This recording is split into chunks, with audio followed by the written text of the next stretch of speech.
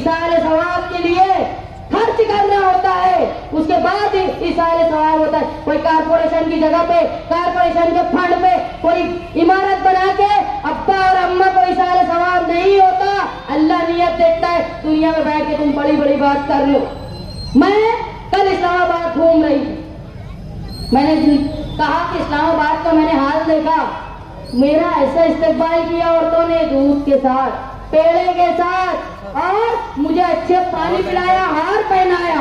कोई किसी से डरता वरता नहीं है, मैंने देख लिया।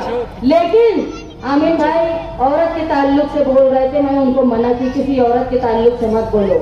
मैं मुफ्ती साहब से भी दरख्वास्त करती हूँ कि अगर कोई माँ बाप आपके दरवाजे पे आपके पास फरियाद लेकर आए थे, तो आप इस शहर के जिम्मेदार थे, मजहबी तौर पे आपका फर्ज था कि उन बातों को सियासी स्टेज पे नहीं करना चाहिए था। किसी बहन बेटी की इज्जत के साथ नहीं खेलना चाहिए। कोई आता है ना, मुफ्ती साहब, कोई भी मुफ्ती हो, उसके पास अपने मसाइल लेकर जाता है तो किस उम्मीद से जाता है मालूम?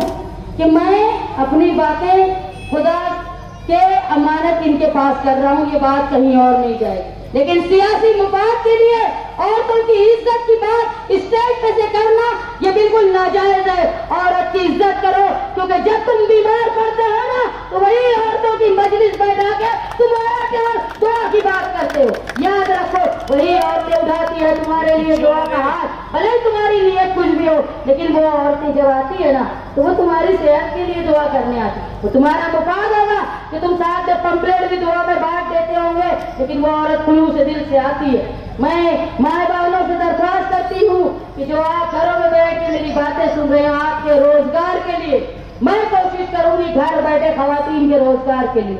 और ये इस्लामाबाद वालों को मैं बोल देती हूँ कि आप लोगों ने इस्लामाबाद में खवातीन पर जो हाथ उठाया, मैं बोल रही, किन लोगों ने, इस्लामाबाद वालों ने, ये इंतहाई गलत हरकत है। किसी भी औरत के साथ इस तरह नाज़ेबा हरकत नहीं होना चाहिए तुम्हारे सियासी फायदे के लिए। और किसी भी बहन बेटी की गालियां, फोन की रिकॉर्डिंग ये नहीं होनी चाहिए। मैं आमीन भाई से भी यही बोली कि इस तरह की बातें मत करो। ये शहर मस्जिद और मीनारों का शहर है। आज देख रहे तुम ये शहर में गटरे, गंदे पानी रोड पे बह रहे, हम गिराजत लगाकर हमारी मस्जिदों में जा रहे। हमारा ईमान सफाई निस्फ ईमान है, वहीं यहाँ गटर का पानी लगा के मस्जिदों में और घरों में जा रहे हैं। हमारा निस्फ ईमान यही खत्म हो रहा। बचाने के लिए माले गांव के लोग निशाती निहाल अहमद की बेटी का साथ दो। मैं अल्लाह को गवाह रख के आपसे वादा करती हूँ कि आपकी आपकी शहादत मेरे पास महफूज रहेगी, और इंशाअल्लाह मैं साथी निहाल अहमद साहब की तरह काम करूंगी, आपसे वादा करती हूँ।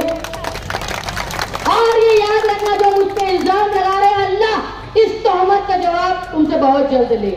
मैं आपसे ये वादे के साथ कि ये पावर लूम की सनद बचाने के लिए मैं आपका साथ दूंगी। ये पावर बिल की जो मुसीबत है उसको खत्म करने के लिए, ये कंपनी की मस्ती खत्म करने के लिए मैं आपका और की दरख्वास्त चाहती हूँ। मालेगांव शहर के बच्चों के मुस्तकबिल के लिए मैं आपसे और की दरख्वास्त चाहती हूँ। मालेगांव शहर में बहन बेटी की इज्जत के लिए मैं आपसे और की दरख्वास्त चाहती हूँ। मैं दरख्वास्त चाहती हूँ मालेगांव शहर की आवाम से कि अगर निहाल साहब ने तुम्हारे लिए कुछ किया है तो खराज अकीदत के लिए मैं आपसे वोट की दरख्वास्त चाहती हूँ।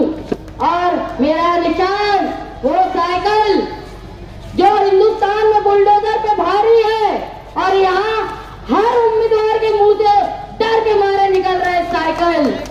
और हम 20 नवंबर को मैं ये चाहती हूँ कि जो 6 नंबर की बटन है वो दबाते वक्त ये याद रखें कि नवंबर में 12 नवंबर के लोगों के लिए तुमको इंसाफ किए, और 6 नंबर बटन 6 दिसंबर में जो साथी निहाल अहमद साहब ने अपनी बाजू पे काली पट्टी लगाई थी, उसको खराज अकीदत देने के लिए आप 6 नंबर बटन पे साइकिल निशान पर वोट देकर ये जंगों को मालेगांव से खत्म करो, ये अपील करती हूँ।